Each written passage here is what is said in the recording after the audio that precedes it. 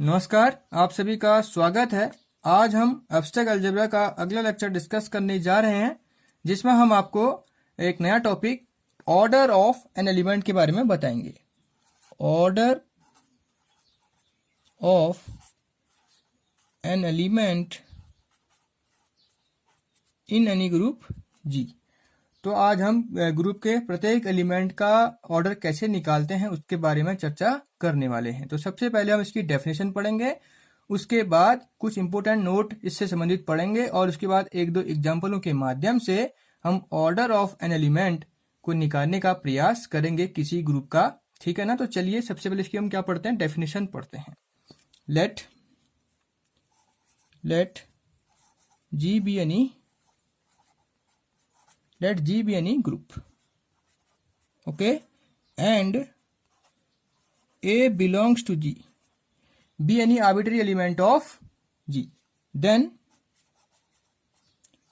order of A is least positive integer such that a to the power n equal to identity or n into a equal to identity with respect to dot and plus respectively। तो क्या कह रहे हैं, जी कोई group है और ए उसका एक आर्बिट्री एलिमेंट हमने उठाया है, तो ऑर्डर ऑफ ग्रुप वो कहलाएगा जब आपको एक ग्रुप दिया होगा, उसमें बाइनरी ऑपरेशन दिया होगा, तो आपको उस बाइनरी ऑपरेशन के अकॉर्डिंग ही वहां पर काम करना होगा। तो क्या होगा, जब हम उसके लिए जो लिस्ट यानी कि छोटा से छोटा ऐसा इंटीजर ढूंढेंगे कि उस एलिमेंट ए को ऑपरेट करके क्या मिल जाए, आपको आइडेंटिटी एलिमेंट मिल जाए, तो वो उस एलिमेंट का ऑर्डर कहलाएगा। जैसे यहाँ पर आप फर्स्ट में हम देख रहे हैं कि ए टू दी पावर एन क्या कह रहा है कि एन वहां पर एक लिस्ट पॉजिटिव इंटीजर था जो कि क्या रहा है, A to the power N equal to identity दे रहा है। तो कहीं है ये भी तो हो सकता है, सपोज कि ए की पावर एम भी तो आइडेंटिटी दे सकता है, वहां पर दे सकता है ना। तो इसमें से कौन ए का ऑर्डर होगा, ध्यान रखिएगा, है ना। तो जब एन जो होगा एम से बड़ा होगा तो इस समय क्या होगा, हमने कहा था कि लीस्ट पॉजिटिव इंटीजर कौन सा वाला होगा, यानी कि जो ऑर्डर ऑफ ए हो जाएगा उस स्थिति में क्या हो जाएगा, वो एम हो जाएगा। ठीक है ना। या एम जो होता है वो क्या हो सकता है, एन से बड़ा हो सकता है, तो उस स्थिति में जो ऑर्डर ऑफ ए होगा वो क्या हो जाएगा आपका, वो एन हो जाएगा। तो आप इस प्रकार डिफाइन करेंगे। मैं कह रहा हूं कि लीस्ट पॉजिटिव इंटीजर, है ना। अब आप इसका मतलब समझिए कि ये एक ए टू दी पावर एन का मतलब क्या है। तो जब आपका ग्रुप आपने जी डिफाइन किया, उसमें आपने जब बाइनरी ऑपरेशन प्रोडक्ट डिफाइन किया होगा, तो उस टाइम आपको ये लिखना पड़ता है, A to the power N equal to identity. इसका मतलब होता है कि ए को आप क्या कर रहे हैं, एन टाइम प्रोडक्ट कर रहे हैं, ए इंटू ए, इस प्रकार से आप एन टाइम ए को प्रोडक्ट कर रहे हैं, एन टाइम्स। तब जाके जो आपका ये ए जो है क्या दे रहा है आपको, इस ग्रुप जी का आइडेंटिटी एलिमेंट दे रहा है। या आप दूसरे केस की बात करें, जब आपके पास ग्रुप डिफाइन किया गया हो और उसमें बाइनरी ऑपरेशन प्लस दिया गया हो, तो उस स्थिति में आप क्या करेंगे, उस स्थिति में ए को आप एन बार जोड़ रहे होंगे, बस ये ध्यान रखिएगा। यानी कि A plus up to dot dot plus A n times, इसी को आप कह रहे होंगे एन ए, और जो क्या देगा आपको, आइडेंटिटी एलिमेंट देगा। और इस स्थिति में क्या होने वाला है, आपका जो बाइनरी ऑपरेशन होगा वो क्या होगा, प्लस होगा, और इस स्थिति में आपका बाइनरी ऑपरेशन क्या होगा, मल्टीप्लीकेशन होगा। तो समझ गए होंगे, आपको क्या करना है, उस एलिमेंट के लिए छोटा सा छोटा इंटीजर ढूंढना है जहां पर वो आइडेंटिटी आपको लेकर आ जाए उस ग्रुप जी की। ठीक है ना। तो अब हम कुछ important notes order of element के बारे में पढ़ेंगे, जिसमें पहला नोट इस प्रकार है। नोट फर्स्ट, वो क्या कहता है, if order of A equal to N which implies that A to the power N equal to identity भी आप लिख सकते हैं, एंड ऑल्सो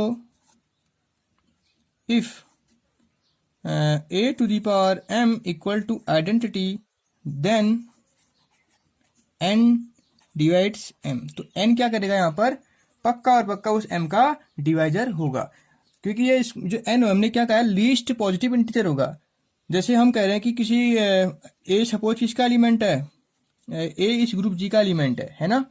तो सपोज इसका ऑर्डर कितना है, इसका ऑर्डर 2 है सपोज, यानी कि इसको 2 बार ऑपरेट करने में क्या रहा आपको आइडेंटिटी एलिमेंट मिल रहा है ना, 2 बार ऑपरेट करने में। तो इसको अगर हम 4 बार ऑपरेट करें संभवतः तब भी क्या होगा, इसको आइडेंटिटी एलिमेंट मिल सकता है। तो लेकिन आप ये तो ना कहेंगे कि ऑर्डर इसका 4 है, इसका ऑर्डर तो वही होगा ना जो सबसे लीस्ट होगा, यानी कि order of A equals to क्या आएगा आपका यहाँ पर 2 आ रहा होगा, है ना।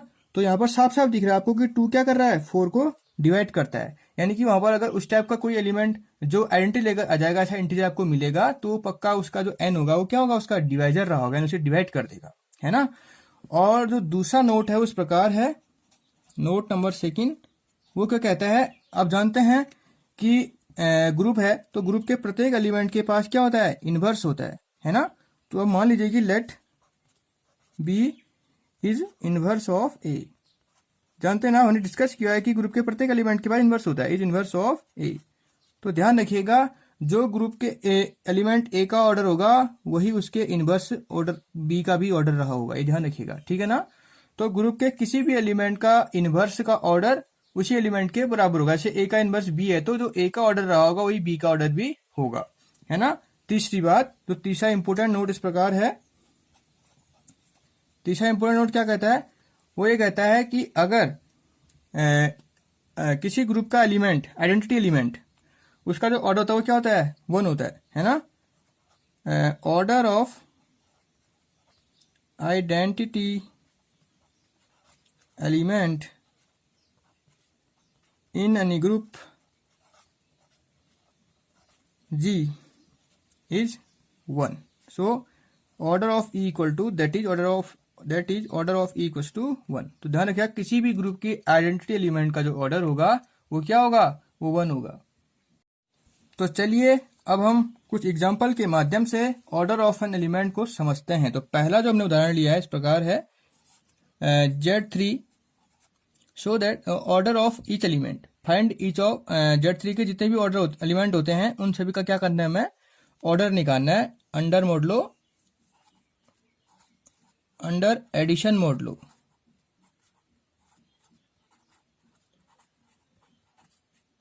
Under addition modulo 3। तो ध्यान रखिए Z3 में किस प्रकार के एलिमेंट आते हैं। तो Z3 में जो होते हैं इस प्रकार 3 के पॉसिबल रिमाइंडर्स क्या क्या होते हैं वो बताइए। वो होते हैं हमारे क्या क्या, 0 हो सकता है, 1 हो सकता है और 2 हो सकता है। तो इस सेट में 3 ही एलिमेंट होते हैं। तो हमें क्या करना है, अंडर मॉडलो 3 इसका क्या करना है, प्रत्येक एलिमेंट का ऑर्डर निकालना है। तो पहले ही मैंने कहा था कि एडिशन की बात करेंगे तो एडिशन में 0 क्या होता है, एडिटिव आइडेंटिटी होती है ना। तो ऑर्डर ऑफ 0 क्या जाएगा आपका, 1 आ जाएगा, क्योंकि हमने कहा था कि किसी भी ग्रुप के आइडेंटिटी एलिमेंट का जो ऑर्डर होता है वो क्या होता है, 1 होता है ना। अब बात करेंगे किसकी, 1 के ऑर्डर की हम ना। तो ध्यान रखिएगा ये हमें यहाँ पर ये करना है, क्योंकि यहाँ पर जो बाइनरी ऑपरेशन है वो क्या है, प्लस है। तो आपको 1 को कितनी बार ऑपरेट कराएं कि 3 से डिवाइड करने में क्या जाए, 0 आ जाए आपका आंसर। तो कितनी बार आप 1 को ऐड करेंगे, 3 बार आप 1 को ऐड कर रहे होंगे, है ना। किस प्रकार, इस प्रकार 1 + 3, क्योंकि अगर मॉडलो है तो इस प्रकार से रिप्रेजेंट करते हैं। और प्लस देखिए इसका जो आंसर आएगा आप जोड़ेंगे तो क्या निकलेगा, आपका रिमाइंडर 0 निकलेगा।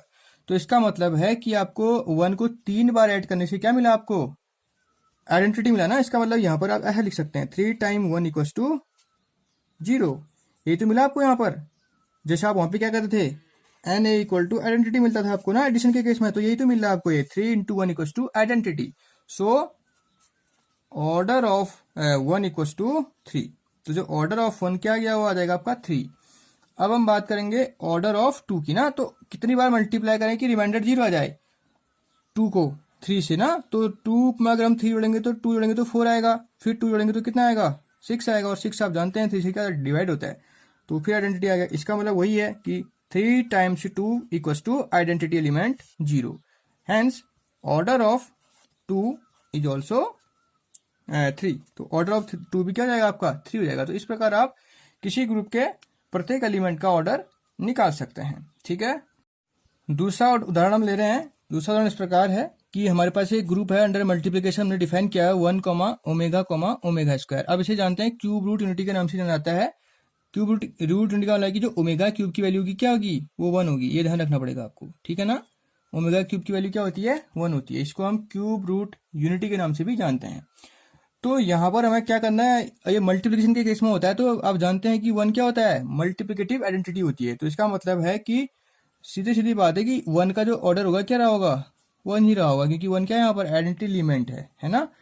अब आप ओमेगा को कितनी बार मल्टीप्लाई करेंगे कि ओमेगा क्यूब आएगा, 3 बार मल्टीप्लाई करना पड़ेगा ना आपको, यानी कि omega dot omega equal to क्या आएगा आपका, ओमेगा क्यूब। और ओमेगा क्यूब क्या होता है, वन के इक्वल होता है। इसका मतलब है कि ऑर्डर ऑफ ओमेगा क्या आ गया आपको, वन आ जाएगा, सॉरी 3 आ जाएगा, क्योंकि आप 3 बार प्रोडक्ट करें ना उसको, ये 1 2 3, तो order of omega equals to 3।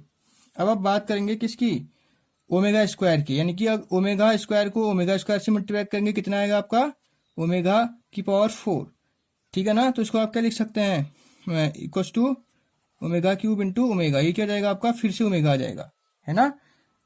यानी कि अब आप क्या करिए, omega square into omega square into omega square निकालने का प्रयास करिए, तो क्या आएगा, वो आपका आएगा ओमेगा की पावर 6, और ओमेगा की पावर 6 को आप क्या लिख सकते हैं, ओमेगा की पावर 3 होल पावर 2।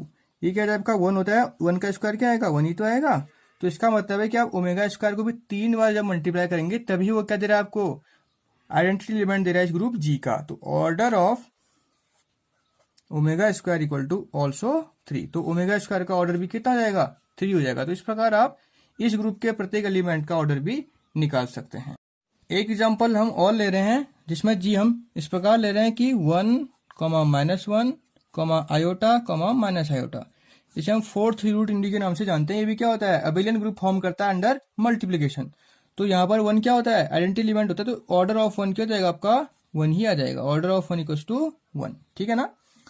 और ऑर्डर ऑफ -1 को कितनी बार मल्टीप्लाई करेंगे कि -1 को आप कितनी बार मल्टीप्लाई करेंगे कि आपको आंसर 1 मिलेगा। तो -1 इंटू -1, तो कितना आ गया ये 1, तो which imply that order of -1 equals to 2। आपने 2 बार मल्टीप्लाई किया -1 को, तब जाके तो क्या आया आपका, आइडेंटिटी एलिमेंट निकल कर आया।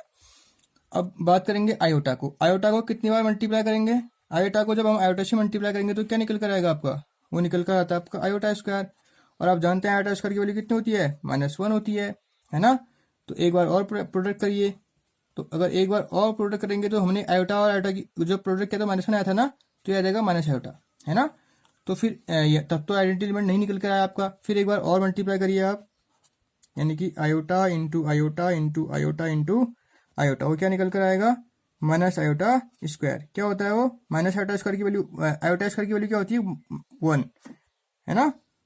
तो ये क्या जाएगा आपका +2, सॉरी +1, क्या आ गया है, -1 इंटू -1 क्या जाएगा, +1। सो कितनी बार आपने आई को मल्टीप्लाई किया, 4 बार, यानी कि order of I equals to 4। Similarly